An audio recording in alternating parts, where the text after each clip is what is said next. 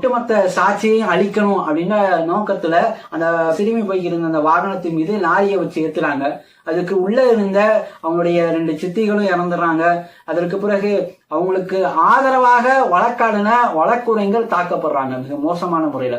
அவர்னா எழுதின கடிதத்தை அன்னைக்கு செய்தி தொலைக்காட்சியில் ஃபுல்லா காமிச்சிருப்பாங்க. காப்பாத்துங்க, ஏன்னா நான் எப்ப வேணாலும் இந்த கடிதம் கிடைக்கிறப்ப நான் உயிரோட இல்லாம இருக்கலாம், அந்த அளவுக்கு மோசமா தாக்கப்படுறேன் அப்படின்னு சொல்லி அன்றைக்கு அவங்களுக்கு ஆதரவா வழக்காடுனா வழக்குரைஞர்கள் மோசமான முறையில தாக்கப்படுறாங்க. அந்த பெண்மணி படுகாயங்களோட தப்பிச்சு பின்பு மருத்துவமனையில வைக்கப்படுறாங்க. அந்த டயத்துல காவல்துறை இந்த 2 பேரும் அவங்களுக்கு உறுதுணையா இருந்தாங்க அப்படின்னு சொல்லி அவங்கள பணி நீக்கம் செய்யறாங்க. இப்படி தொடர்ச்சியான முறையிலே சிறையில இருக்கிறப்பே ஆதாரத்தை அளிக்கணுன்ற முறைய அன்றைக்கு இருந்த பிஜேபியினுடைய எம்எல்ஏ குல்தீப் சிங் செஞ்சாங்க. அங்க உத்தரப்பிரதேசத்தினுடைய அரசாங்கமும் எந்த ஒரு விஷயத்தையும் கையில் எடுக்காம அவங்க தந்தையினுடைய கொலை வழக்குல கூட அமைதியா தான் இருந்துச்சு. இப்ப நீங்க அவங்களை வெளியே விடுறீங்க, எங்களுக்கு என்னன்னா பாதுகாப்பு இருக்கு அப்படின்னு சொல்லி அந்த பாதிக்கப்பட்ட பெண்ணுடைய தாயார் கேட்கிறாங்க. உண்மைதானே?